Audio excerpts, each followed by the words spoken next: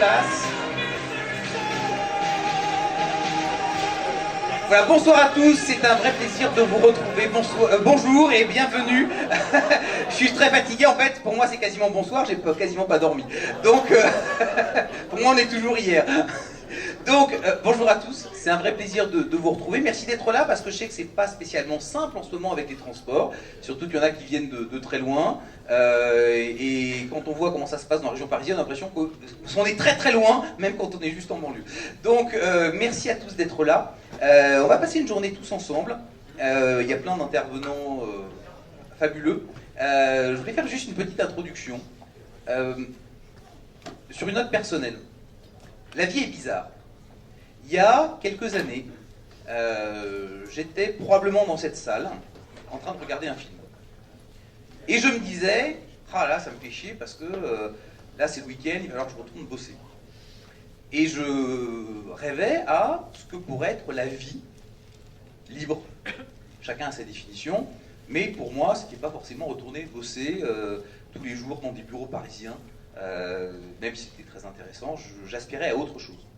Et c'est intéressant de me retrouver là, quelques années après, sur cette scène, ayant atteint cet objectif, et plus que ce que j'aurais pensé, pour vous parler de tout ça. Donc je trouve que la vie a des détours intéressants, surtout que c'est pas neutre, parce que ça fait à peu près 15 ans que je suis sur ce chemin de liberté financière, et là c'est un moment symbolique important parce que je change dans ce que je vais faire, mais ça je vous en parlerai. Et je me suis dit, qu'est-ce que je pourrais, en introduction, vous livrer par rapport à ces 15 ans de parcours. Donc sur les 15 ans, on va dire à peu près 5 ans pour atteindre la liberté financière, et puis après une dizaine d'années pour faire plein d'autres choses avec. Alors vous avez reçu normalement des petits cadeaux, et je vais les commenter. Alors,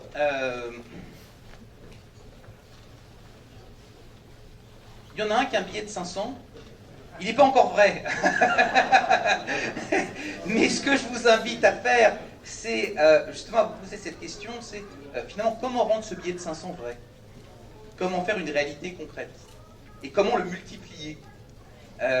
Parce que c'est ça qui est assez intéressant dans les libertés financières ou l'investissement, c'est que ça nous donne un super pouvoir, qui est celui de multiplier, alors ça peut être l'argent, mais ça peut être le bonheur, ça peut être ce qu'on veut, ça nous donne la capacité de multiplier les choses. Donc toutes les histoires de multiplication des pains, de tout ça, c'est ce genre de miracles, en fait ils sont vrais, et ils arrivent tous les jours, sauf que multiplier des baguettes c'est compliqué, multiplier de l'argent, il y a plein de façons de le faire. Donc je vous invite à réfléchir, et à vous poser cette question dans cette journée. Encore une fois, hein, c'est pas l'argent pour l'argent, c'est l'argent en tant que symbole. Comment est-ce que vous faites pour avoir cet argent-là, ces 500 € qui deviennent réels, et qui après se multiplient? Vous avez 2 billets, 3 billets, 10 billets, juste comme façon de réfléchir à ça. Donc ça donne un élément concret. L'autre élément, ça c'est super important, c'est des petits sacs de graines. Et dessus il y a marqué, la seule façon de croître, c'est de se planter. Et ça, ça c'est assez vrai. Je pense qu'on a, de par le système éducatif, on nous dit, ah là là, faire des erreurs c'est pas bien. C'est assez bizarre parce qu'on a l'impression qu'à l'école on part de 20, et puis à chaque fois qu'on fait un truc, en fait tout ce qu'on peut faire c'est risquer de perdre des points. Donc à la limite, vous aurez peut-être mieux rien faire ou pas jouer, alors que dans la vraie vie c'est pas ça. Si on ne se plante pas, si on ne prend pas des risques, si on ne sort pas de sa zone de confort, on n'avance pas du tout. De même qu'une graine, si elle n'est pas plantée dans la terre, elle ne poussera jamais.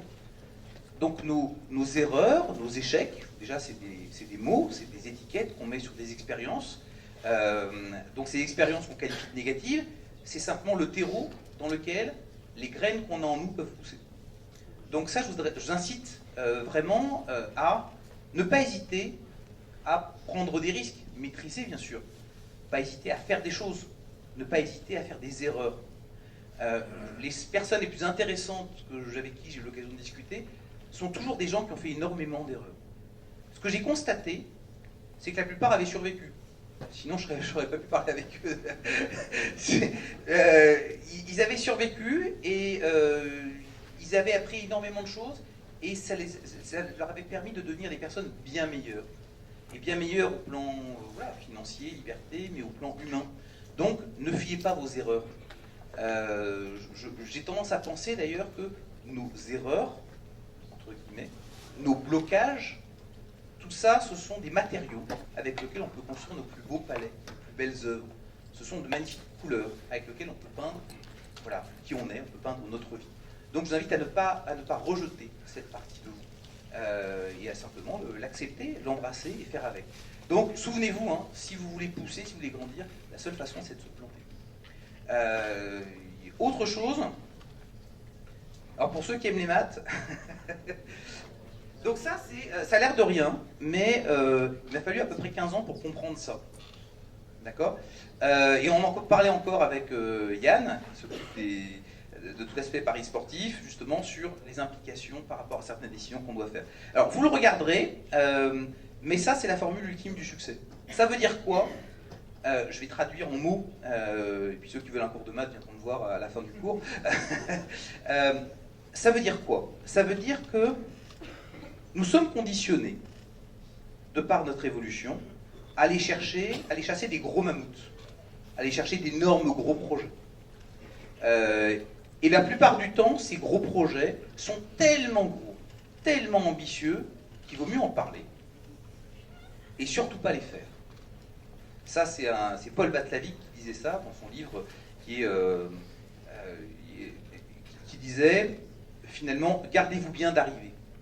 On a souvent ce réflexe de dire, je prends un énorme projet, il est tellement gros, de toute façon, si jamais j'y touche, j'ai peur de me planter, et puis finalement, ça me suffit d'en parler, que de toute façon, c'est tellement gros que personne ne demandera jamais comment j'avance, il me dira, putain, c'est génial, t'as un projet, c'est fabuleux. Et au bout de 15 ans, on a toujours un projet qui est toujours fabuleux, mais on n'a pas bougé.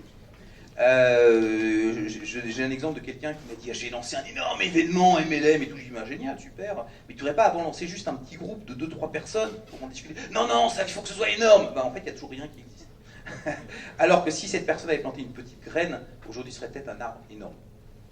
Donc, la tendance de la plupart des gens, c'est d'aller chercher des énormes gros projets qu'ils ne font jamais. Ce à quoi je vous invite, c'est à faire plein de petits projets, mais à de les faire vraiment.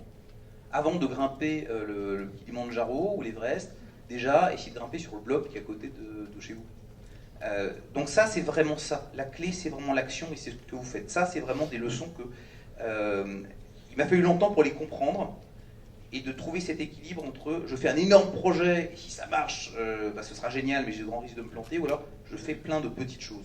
Je vous invite vraiment à prendre la voie, c'est idiot, mais la voie des petits pas, à faire des petites choses et à les faire véritablement. Donc ça, c'est vraiment des points qui sont fondamentaux. Il y a un autre élément que je voudrais livrer, et ça va être le thème de cette journée, c'est la thématique des super pouvoirs. J'aimerais que vous regardiez autour de vous, dans cette salle. Devant, derrière, à côté. Vous voyez autour de vous des super-héros. Chacun dans cette salle est un super-héros. Ça veut dire que vous aussi. Souvent, c'est plus facile de voir le super-héros qui est dans l'autre que le super-héros qui est en nous. Pourquoi je dis ça? Parce que ma conviction, c'est que chacun d'entre nous a des aspirations, a des envies, a des talents. Parfois, ils sont enfouis, un peu comme une graine qui n'a pas été plantée en terre. Mais chacun d'entre nous a ça. Et on le sait d'une certaine façon, on sait que dans notre vie, on a des lignes de force. On a des choses dont on se rapproche, puis on s'éloigne, ça nous fait un petit peu peur, puis on y va, on a envie, on ne sait pas trop, on est sans arrêt, un peu comme le papillon autour de la lumière, et parfois c'est notre propre lumière qui nous fait peur. Vous avez un super pouvoir. Et pas que. Le problème, c'est que c'est très difficile, avec les systèmes éducatifs et culturels que nous avons, c'est très difficile de les révéler et on va dire, d'accoucher d'eux-mêmes. Ce que vous allez voir aujourd'hui, ce sont des gens qui ont des super pouvoirs. Et vous verrez, et vous l'avez peut-être déjà compris, que toute personne qui a construit quelque chose, qui a atteint le succès qu'elle voulait, l'a fait en utilisant un super pouvoir. Ce super pouvoir, ça peut être simplement le super pouvoir de faire une super recette de crêpes. Crêpeman, le gars qui fait des super crêpes, il a créé un empire de 10 milliards dans les crêpes.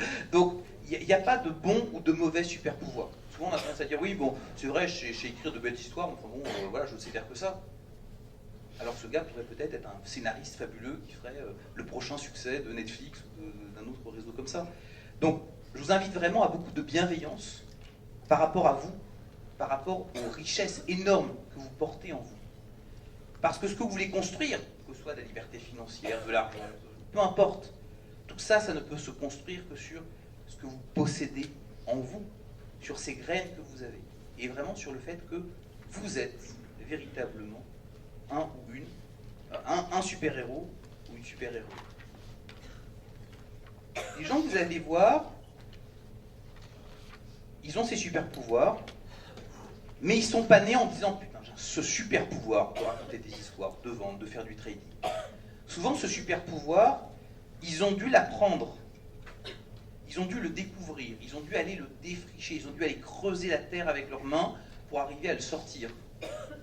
Un peu comme un diamant qu'on doit sortir de sa gangue de terre. Mais ils l'ont fait. Ça demande du travail, ça demande de la rigueur, ça demande de se connaître, ça demande de sortir de sa zone de confort, ça demande aussi de faire des choses différentes de ce que le reste du monde attend de nous. Parce que bizarrement, on ne sait pas trop ce qu'on veut faire, par contre le monde, lui, sait très bien ce qu'il veut qu'on fasse. On a un patron qui, lui, sait très bien ce qu'il faut qu'on fasse, il a des objectifs, etc. Il nous le rappelle régulièrement, et parfois même, il peut lier notre paye au fait qu'on atteigne ses objectifs à lui ou pas. Nos parents, souvent, savent très bien ce qu'ils veulent qu'on fasse. Et nous, on sait très bien qu'on les a un peu déçus, peut-être.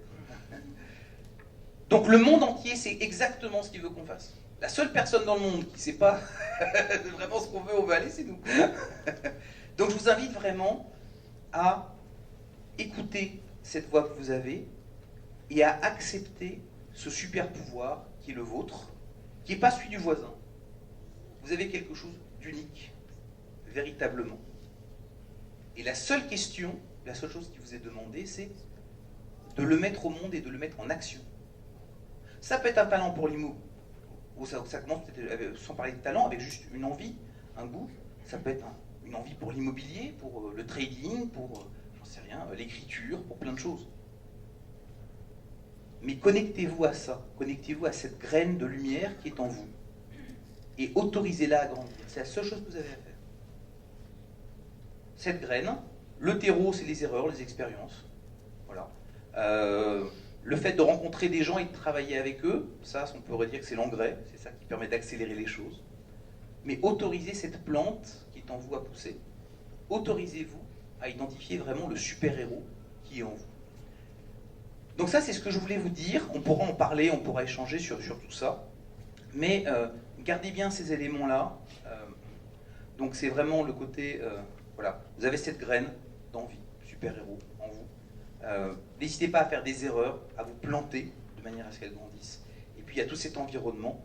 Et le fait que vous soyez ici, d'ailleurs, c'est quelque chose de très précieux parce que tout autour de vous, il y a des gens de grande valeur. N'hésitez pas à échanger, à partager, parce que c'est de là qu'est la plus grande richesse, et souvent de là, de ce partage d'expérience, qu'on apprend le plus. Parce que si pour écouter des gens qui parlent, concrètement, tout le monde peut le faire sur YouTube, il n'y a aucun problème, mais la vraie richesse, c'est l'échange. Donc n'hésitez pas à échanger avec les gens qui sont autour de vous, et aussi avec les experts qu'on va voir. Voilà, donc ça, c'était les petits mots que je voulais vous donner.